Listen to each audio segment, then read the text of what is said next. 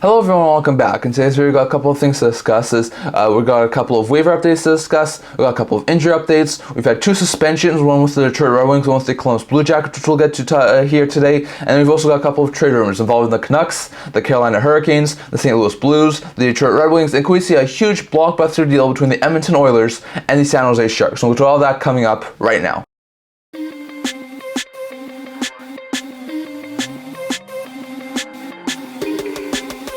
Hello everybody, welcome back to another video here at the Internet Hockey Channel. Before we begin this video, don't forget to like this video and subscribe down below. We are so close to 200 subscribers. Thank you for all of your support. I would never be able to do this without you guys, so don't forget to subscribe. I would usually start the video off by discussing a couple of signings that have happened over the past couple of days. Unfortunately, at this point in time, there have not been any signings from the past couple of days, so we don't really have much signings to talk about here today. So we're going to start today's video off with a waiver update. There's not been too much waiver updates over the past couple of days, so we do have two guys who were placed on waivers yesterday. Now, at this point in time, as we're recording this video, I don't know what the outcome is, so we'll talk about this in our next video. But two players were placed on waivers on Monday afternoon, and that was that the Chicago Blackhawks have placed Boris Katchouk on waivers, and the Pittsburgh Penguins have placed Dmitry Samorukov on waivers. Now, I don't think either one will most likely be claimed, but I do think there's a possibility. For Samorukov, he's been a very decent 7th-8th defenseman for the Pittsburgh Penguins so far this year. He was signed just a couple of weeks ago after the Penguins dealt with a couple of injuries with guys like Joseph and Ruel going down. They wanted to have some insurance, so they signed Samorukov to a new deal. He's basically been like the 6th, 7th defenseman on that team so far, but it seems that they're getting a little bit healthier. Joseph Ruel, I think they're both nearing a return in the not just in future, so they don't really have a need for Samorukov at this point in time. So he's been placed on waivers. I don't expect him to be claimed. He was on the free agent market for quite some time and no one ever signed him, so I wouldn't expect him to possibly be claimed given the fact that all these other NHL teams had a chance to sign him and they didn't do that. So I would expect Samorukov to probably clear. I would be a little bit surprised if he did wind up getting claimed, but it will be interesting to see if he does wind up getting claimed. But I think for the most part, given the fact all these other teams had a shot to sign him as a free agent, I think there would be a very likely chance Samorukov clears unless there's a team who's desperate for a defenseman right now who could definitely use him at the NHL level right now. So I think Samorukov will probably clear unless there's a really desperate team who has a lot of injuries on the blue line who could definitely use him. So I would probably say Samorukov clears. As for Boris Katchouk, he's a decent bottom 6 young forward at this point in time. He was picked up in the Brandon Hagel deal by the Chicago Blackhawks. Him and Radish were the two prospects that were dealt to the Blackhawks in that Brandon Hagel deal. The other player in that deal, which was Taylor Radish, has actually worked extremely well for the Chicago Blackhawks as a top 6 forward. Katchouk overly hasn't. Katchouk's been a player who's been in and out of the lineup. He's been a decent bottom 6 forward at times, but at times he's also been a healthy scratch. I'm not overly shocked he winds up being placed on waivers. I also wouldn't be overly shocked if he did get claimed. Like I said, Katchouk's a young forward. He's a decent player. He can definitely work in a team's bottom 6 for a time being, and I think could definitely probably work his way into like a solid 3rd pair role with the NHL team. So it will be interesting to see. But I'll be overly shocked if Katchouk was wind up being claimed off of waivers by Chicago Blackhawks. Like I said, a decent young player, can play consistent bottom pair minutes. I think he still has an NHL future as like a 3rd line forward with the right team. I'm just not sure if Chicago is that right team. So I would not be overly shocked if Katchouk was picked up, but given the fact he has had some struggles at the NHL level, not only this year but in the past 2, I think there's a possibility he could wind up clearing as well. So I would say Katchouk is a lot more likely to be claimed than Samorukov. I think Samorukov is definitely going to wind up being not claimed and going to be sent to the minors as soon as he's cleared waivers for the Pittsburgh Penguins. I think Katchouk has a lot more likely possibility to be claimed. I think there's a very likely chance someone winds up taking a chance on him. So it'll be interesting to see, but I think if there was one to be claimed, I think Katchouk would be the more likely one. But if those two both wind up clearing, I would not be overly shocked. So interesting stuff there, but no one else was placed on waivers since the Foodie stuff, which we talked about on Saturday. And then we have 2 more players being placed on waivers in Katchouk and Samorukov. And like I said, I'll expect Samorukov to most likely be cleared by the Pittsburgh Penguins, but Katchouk I think is a little bit more likely that he could wind up getting claimed. So it'll be interesting to see there. But those are your waiver updates. Going over to a quick injury update from the past couple of days. Back on Saturday, we saw a couple more injury updates. TJ Oshie was cleared to play for the Washington Capitals. Chris Kreider was cleared to play by the New York Rangers. Carrier and Glass were cleared to play by the Nashville Predators. So that was really good stuff to see those guys get cleared to play. But we did see Jonas Brodin Brodin's upper body injury status be updated to week, so Brodin's going to miss some time. Matthew Benning also has a lower body injury. He's going to miss some time. He's out week to week, so really bad stuff there for some of those guys. Then on Sunday, we had a slew of injuries. For San Jose Sharks, Anthony Duclair had an undisclosed injury. William Eklund had a lower body injury. Both are going to be out for an unknown period of time. For Seattle Kraken, Justin Schultz has an upper body injury. Philip Grubauer has a lower body injury. They're both going to miss some time. They're out for an unknown period of time at this point in time. Cole Sillinger has been cleared to play by the Columbus Blue Jackets. Eric Holla has an upper body injury. He's going to be out for an unknown period of time. Zach Bogosian with Minnesota. Max Jones with Anaheim Ducks. Barclay Goodrow with New York Rangers. And David Savard with the Montreal Canadiens have all been cleared to play and should get back into game action in the not too distant future. Vladislav Namestnikov has been cleared to play by the Winnipeg Jets, while Kyle Connor has a lower body injury. He's going to be out for an unknown period of time for the Winnipeg Jets. Really bad stuff there. And then Vladislav Gavrikov has a lower body injury. He's going to be out for an unknown period of time for the LA Kings. So really bad stuff there for the Kings on the injury front. Then yesterday we had a couple of injury updates. Sean Durzee's lower body injury has been updated to day, so really interesting stuff there. Matthias Danielson's undisclosed injury has been updated to day, so really interesting stuff there. Victor Hedman's undisclosed injury will lead him to be a game time decision tonight against the Vancouver Canucks, so that'll be interesting to see. Clem Costin has an undisclosed injury. He's going to be out for an unknown period of time. Then Dylan Larkin, who took a really interesting hit, which we'll talk about in a second, in the Ottawa Senators Detroit Red Wings game over the weekend. There was a lot of concern that Larkin was going to be out long term. However, it seems like Larkin will be all right, but he is out right now with an upper body injury week to week at his current timeline, so he's probably going to miss a couple of weeks' time due to that injury, so really bad stuff there for Detroit. Brian Ross has an upper body injury. He's out week to week. Pavel Zacha's upper body injury has been updated to day, so that's going to be interesting to see. And then Tanner Pearson's upper body injury has been updated. He's going to be out for probably the next month and a half. So really interesting stuff there, but it does sound like Pearson's going to miss some time due to injury, so it will be interesting to see there. And then Chris Tanev suffered an injury in yesterday's game against Colorado Avalanche. He's currently out with an undisclosed injury for an unknown period of time, so really bad stuff there for the Flames, who lose a trade chip for the next little while, so it's possible it could be a little bit longer term, so I'm not exactly sure. But at this point in time, it seems like Tanev will miss the next little bit of game action due to injury, so really bad stuff there for the Flames. But those are your injury updates from the last little while. So really bad stuff to see Larkin go down. He's going to be out for the next couple of weeks. Brodin go down. He's going to be out for the next couple of weeks. Same with Matthew Benning, Brian Rust. Tanner Pearson's going to miss the next month and a half due to an injury. So a lot of really bad injury updates there, but we also saw a couple of guys like Chris Kreider or Barclay Goodrow or David Savard be cleared to play, and they should be able to get back into game action in the not-too-distant future. So really good stuff there for some of these injury updates, but also some really bad injury updates over the past week. So going to be interesting to see, but I hope guys like Larkin and Brodin can be returning in the not-too-distant future. I did forget that we have one PTO update to discuss here today. I thought we had all the PTOs done, but there was a recent PTO signing, and that was that Jesse Puljujarvi, who played with the Oilers with the Carolina Hurricanes last year, did not look overly well as a solid bottom six forward. He wound up having to have surgery on his knee. He wound up missing a lot of time due to his injury. He's now signed a PTO with the Pittsburgh Penguins, so there's no guarantee that Puljujarvi is going to get an NHL contract, but I think this is a really good signing there for the Pittsburgh Penguins. If Puljujarvi can definitely show some flashes of what he had in Edmonton, I think he could be a really good bottom six forward for Pittsburgh Penguins. So he's not played at all this season due to injuries. He's been a free agent, so it will be interesting to see if he's able to get a consistent NHL role with the Pittsburgh Penguins if they are wanting to signing him. So it will be interesting to see, but Puljujarvi's been signed to Pittsburgh Penguins on PTO, and it'll be interesting to see if he winds up getting a full NHL look or if he winds up getting released off of his PTO. But after recovering from his injury, after rehabbing, he should be able to get back into an NHL role, and I think if he shows enough for Pittsburgh on his PTO, I think they could wind up signing him to a new NHL deal. So it will be interesting to see, but Puljujarvi, who's been away from the NHL for quite some time now due to his injury, seems like he could be nearing an NHL return, and he signed a PTO with the Pittsburgh Penguins, so that's really good stuff there for both Pittsburgh and Puljujarvi, and hopefully Puljujarvi can capitalize on his opportunity and get himself a new NHL contract, because that will be really interesting to see. Going over to a couple of suspensions. Over the weekend we had a couple of suspension-worthy plays. First, with the Dylan Larkin stuff, in the first period of the game between the Detroit Red Wings and the Ottawa Senators, Larkin was heading towards the net. He looked like he was going to go after the puck. Matthew Joseph basically was trying to bump Larkin out of the blue paint, trying to get him out of the crease. Then Parker Kelly was trying to come in to sort of help defend around the net, and the two sort of sandwiched Larkin. It didn't really seem like that bad of a collision, but Larkin wound up falling to the ground. It did not look overly good. There was a lot of people who were worried about Larkin. I know a lot of people have said some bad things about Matthew Joseph, saying that he was doing it intentionally.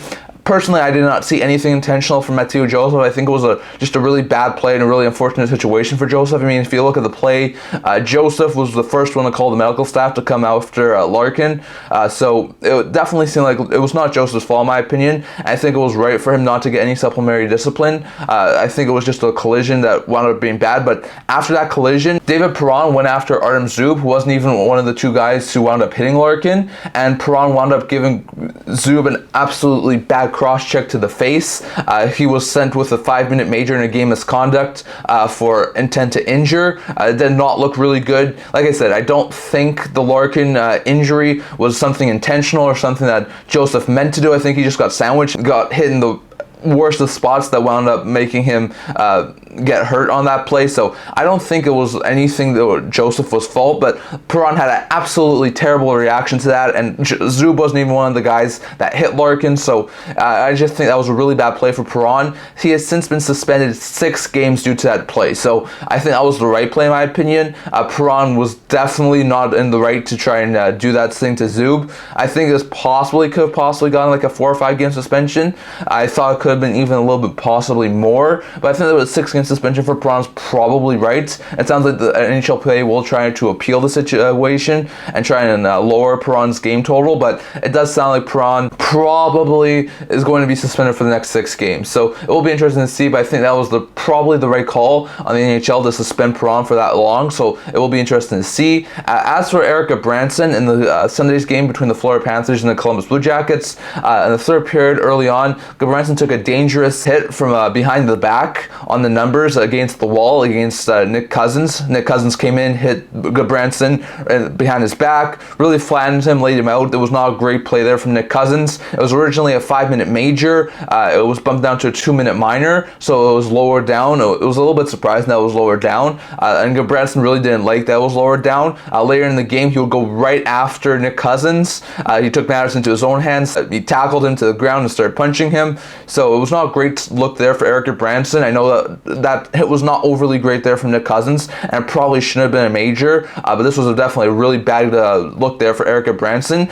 He's been suspended 1 game for being the aggressor in that incident. So I think suspending Gudbranson for 1 game is the right call. I think the suspension needs to happen. I am still a little bit shocked that Cousins did not get a 5-minute major on that play. I think that was a dangerous hit on Gudbranson. I think he had every right to be angry, but I don't think that was sort of the way to handle it. So Gudbranson does get once a game suspension. He will miss the next game for Columbus Blue Jackets, but definitely interesting to see. So David Perron's been suspended 6 games for the cross-check to Artem Zub, and Eric Gudbranson's been suspended 1 game for the aggressor penalty on Nick Cousins. I think both suspensions are worthy of being suspensions. Not sure if Perron should have gotten 6 games. That might have been a little bit too much. I could have seen them go after even a little bit higher in my opinion, but I think a 4 or 5 game suspension would have been a little bit more reasonable. So it will be interesting to see, but I think the Perron and the Gudbranson suspensions were deserved, and they're both going to sit out for the next few games. So it will be interesting to see there. But Perron's been suspended 6 games for the Detroit Red Wings, and Gudbranson's been suspended 1 game for the Columbus Blue Jackets. So it'll be interesting to see. I'd love to hear your guys' thoughts on all of those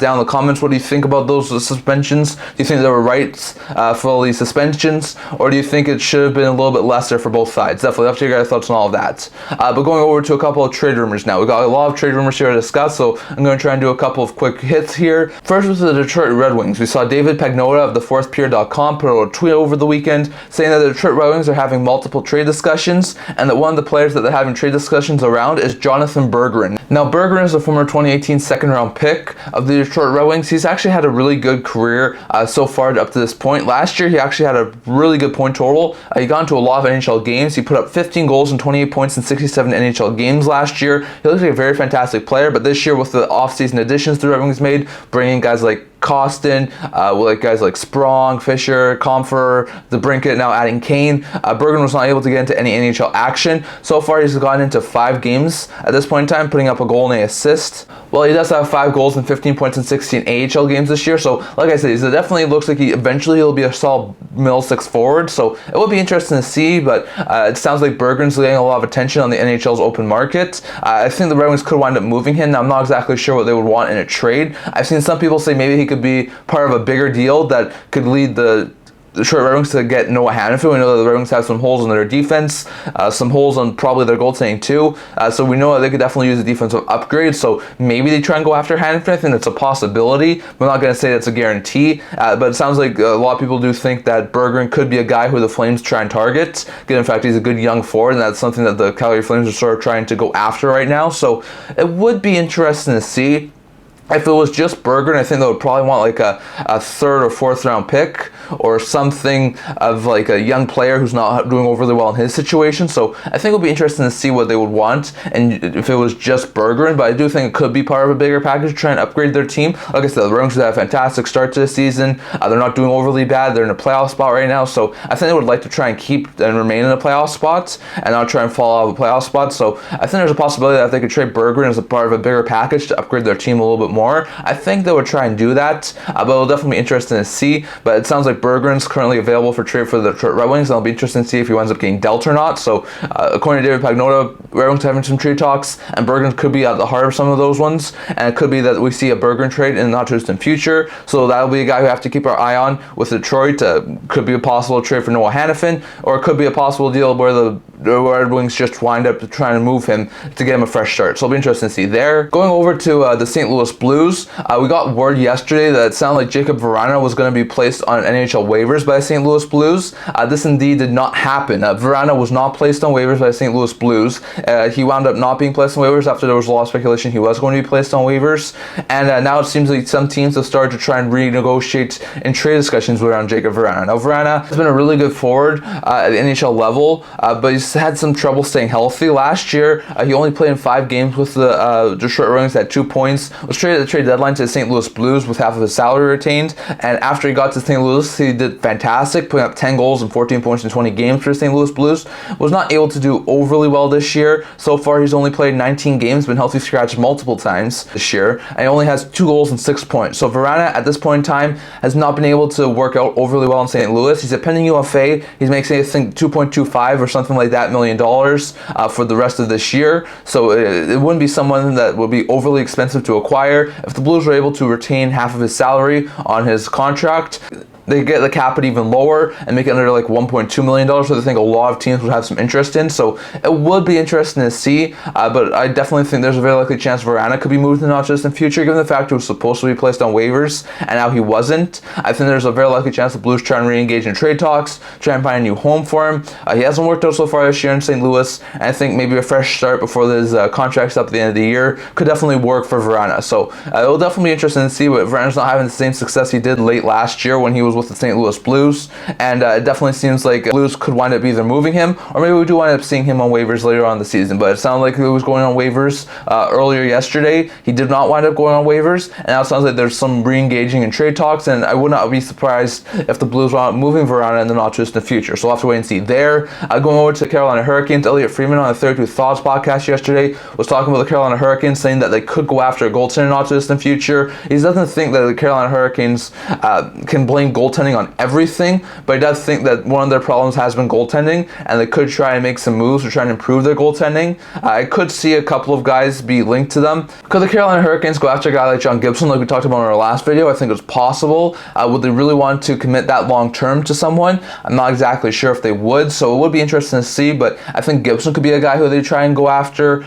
Could they try and maybe go after one of those other guys? I've seen some talk recently say that they could go after one of Montreal's goaltenders, maybe a guy like Jake Allen, to sort of be like the 1A goaltender, have Vrana to be the 1B goalie, and sort of work as that as their tandem if Anderson's not going to return for the rest of this year. So that could be a possible trade candidate I see the Carolina Hurricanes go after. Allen could be a really good 1A goaltender for this Carolina Hurricanes team, so it would be interesting to see, but I could definitely see the Carolina Hurricanes possibly go after a guy like Jake Allen. He could be a very fantastic fit for the Carolina Hurricanes. If you look at the Detroit Red Wings, you know, they could be looking to trade a guy like James Reimer, who's sort of been the third goaltender now in Detroit.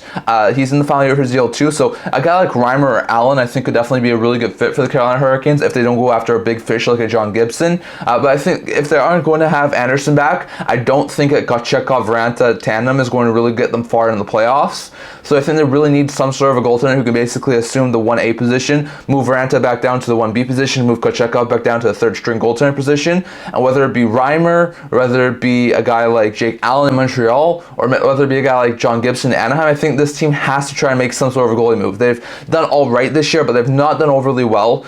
They're sort of around the 500 mark, and teams like the Capitals, the Islanders, the Devils even, and the Flyers are all ahead of them, and they can't be missing the playoffs this year. So I think at some point, if the Anderson does not wind up making the return and is going to be wind up missing the entirety of the season, I think there's a very likely chance the Carolina Hurricanes try and acquire someone, whether it be Gibson for more of a long-term solution, or whether it be a guy like Allen or Reimer as sort of a short-term solution. So it'll be interesting to see. But keep your eye on that, as it sounds like the Carolina Hurricanes could, maybe not right now, but maybe in the near future, try and acquire a goaltender if their goaltending doesn't improve, and Anderson is confirmed to be out for the rest of the season. Elliot Friedman on the 32 Thoughts podcast, plus the Saturday Night Headlines, has been talking about Andrei Kuzmenko, saying that teams are checking in on him. Kuzmenko's not been doing overly well over the past little while. Him and Tocchet have been really disagreeing on a lot of things over the past little while, and a lot of people think that there could be a separation at some point between Kuzmenko and the Vancouver Canucks. He's making $5.5 million for the rest of this year, plus next year. Now, I wouldn't say Kuzmenko's a very likely possibility to be traded right now. He picked Vancouver to sign there. Pettersson really liked him. They have a really good chemistry with the guys like Mikheyev, but he's sort of fallen off on the Vancouver Canucks depth chart. He's the fourth line player at this point in time. Elliot Friedman said that at this point in time he thinks that Kuzmenko's fine given the fact that he's still in the first power play unit, but he says if he was able to come off of the first power play unit, that would be an indication that he's got some trouble in Vancouver. So it will be interesting to see, but Elliot Friedman did say that the Canucks are looking to clear cap space. He said that it does not stop at the extent of Anthony Beauvillier. We've heard guys like Garland and in the past Bether, but I don't think that's very likely at this point in time, be possible trade candidates for the Vancouver Canucks to try and free up cap space. Maybe they try and look at Kuzmenko as a possible trade candidate if he's not fitting overly well with the top six with the Vancouver Canucks. I think that's a very likely possibility. I think it's unlikely at this point in time. I think if they'll probably still try and get Kuzmenko back into the lineup, try and get him to sort of be back to like the top six goal scorer he was last year. But if this doesn't work out and this continues on for the next couple of weeks, I think there's a very likely possibility that closer maybe towards the deadline, if there's a trade out that the Vancouver Canucks would like, I think Kuzmenko could possibly move. So it'll be interesting to see, but I think at this point in time, it's a little bit of an overreaction. Teams are just checking in to see on a bad situation. But I think at this point in time, it's probably not going to happen that Kuzmenko gets traded. But I think if it gets worse, there's a possibility Kuzmenko could get traded. So at this point in time, I don't think Kuzmenko will be traded. But I think eventually it could be a possibility. So we'll have to keep tabs on that situation to see what happens with Kuzmenko and Tocchet. And could we see a massive trade between the Edmonton Oilers and the San Jose Sharks? Now, on the Edmonton Oilers' recent game against the Minnesota Wild on Friday, San Jose Sharks GM Guerrier was there to take on the game. So that perked a lot of people's suspicions about possible trade between the Edmonton Oilers and the San Jose Sharks, because the Sharks be scouting some players from the Edmonton Oilers. So it will be interesting to see an Oilers-Sharks trade. But if you look at this, Campbell's contract is $5 million. We know the Oilers probably want to move him. They'll probably give him another stint at the NHL level before they consider moving him. But if they do want to try and move him, the Sharks are one of the very few teams who could take on Campbell's entire contract. And we know the Oilers have been looking for a goalie upgrade. Mackenzie Blackwood has been looking fantastic this year in net for the San Jose Sharks. So could they try and make some sort of move like that? We know the Oilers need a defenseman. We know the Oilers need a goaltender. We know the Sharks have defenseman and a goaltender available for trade in their system in Mario Ferraro and Mackenzie Blackwood. So they would definitely be able to make some sort of a trade. Now, I'm not saying this is a guarantee, and I'm not saying this is being discussed right now, and I'm not even saying that these Oilers and Sharks are going to make a deal. Just because Greer was at the game doesn't mean they're going to make a deal, but it just makes me wonder if they could possibly make a huge deal surrounding a guy like Jack Campbell. Could the Oilers possibly move Campbell? Now, if they were to acquire Blackwood, it would probably take 2 pieces. If they were to acquire Ferraro, it would take 2 or 3 pieces, and they'll probably have to move one really good piece to take off of Jack Campbell. So if you're moving Jack Campbell, you're probably going to have to give up like a second or a first round pick. If you're going to acquire Ferraro, you're probably looking at like a first round pick, a decent level prospect, and maybe a roster player. And if you're moving Blackwood, you're probably moving like a second round pick and a decent level prospect. So you're probably going to have to move a lot if this was a sort of trade. Now, like I said, this is not being discussed. This is purely my speculation. But imagine a possible trade where Blackwood and Ferraro go to the Edmonton Oilers from the San Jose Sharks in exchange for Jack Campbell, and then let's say the Oilers' first round pick in 2024, the Oilers' second round pick in 2025, maybe a future second or first round pick. Maybe they move Xavier Bourgault, maybe they move Philip Broberg, maybe they move another young roster player, plus maybe a guy like Cody Ceci for cap purposes. That would be a massive trade for the Edmonton Oilers that I think could really help them. I think if they could and Ferraro on the back end. That'll be a solid top four between Ferraro, Ekholm, Nurse, and Bouchard. I think that would be a fantastic top four. Blackwood and Skinner, I think, could be a very, very good tandem, and would be a lot more cheaper than Campbell and Skinner. So that would be a really good trade, in my opinion, for the Edmonton Oilers, but it would be a massive trade package. They would have to give up like a first-round pick, a second-round pick, probably another first or second-round pick, maybe even a later pick, like a third or fourth rounder. They'd probably have to give up Bourgault. They'd probably have to give up Broberg. They'd probably have to give up maybe either another young player or maybe a roster player like a Cody Ceci or a Kulak or a Warren Foegele to make the cap work. So it would be interesting to see, but that would be a possible major trade could see the Sharks and the Oilers hook up on. Like I said, Sharks are one of the teams who could definitely take on Jack Campbell's contract. They have a defenseman who can play top 4 minutes and Ferraro available. They have a goaltender in Mackenzie Blackwood who can play starting role minutes, who's been very fantastic this year, who's available. I think these two teams could make a trade. I think it's very likely. And just because Greer's taking in the Edmonton Oilers game doesn't mean there's going to be a trade, but if there was a trade, I think that could be a very, very likely trade between these two teams. I think if they were to make a trade like Blackwood and Ferraro to Edmonton, would improve their back end, would improve their goaltending, would definitely help them for a playoff run this year if they were able to make the playoffs. And on top of that, it would give the Sharks a ton of assets. It'll give them a first, second, another first or a second, maybe another draft pick or a young prospect, a Bourgault, a Broberg. I mean, it's a future top 6 center, a future top 4 defenseman. They'd be able to get a couple of decent draft picks to increase their draft capital. I mean, this would be a massive deal for the San Jose Sharks. So, like I said, there's no sort of rumors that have been around this sort of a trade, but I have seen some people say that Blackwood could be linked to a guy like Edmonton. I have seen some people say that Ferraro could be a guy linked to Edmonton, and I have seen some people say that the Sharks are one of the only teams who could take on Jack Campbell's contract. So if all those were to happen, and we know that GM Greer for the San Jose Sharks has been scouting Edmonton Oilers games in the past little while, I think there's a very likely chance that we could see some sort of deal between Edmonton and San Jose that leads Edmonton to trade Campbell to San Jose in exchange for Blackwood and Ferraro. So that's all I'm going to talk about for today. I'd love to hear your guys' thoughts on all this down in the comment section. What do you think about this possible trade made up between Edmonton Oilers and San Jose Sharks? Would the Edmonton Oilers win? Would the San Jose Sharks win this deal? And do you think it would even be possible to make this work? Definitely love to hear your guys' thoughts on that down in the comment section. What do you think about Vrana being possibly moved? Will Vrana be moved by St. Louis Blues? I think it's possible. Do you think Berggren gets moved by the Detroit Red Wings? Is it a bigger package for the Detroit Red Wings, or do they want it moving him as like one piece? I definitely want to hear your thoughts on that.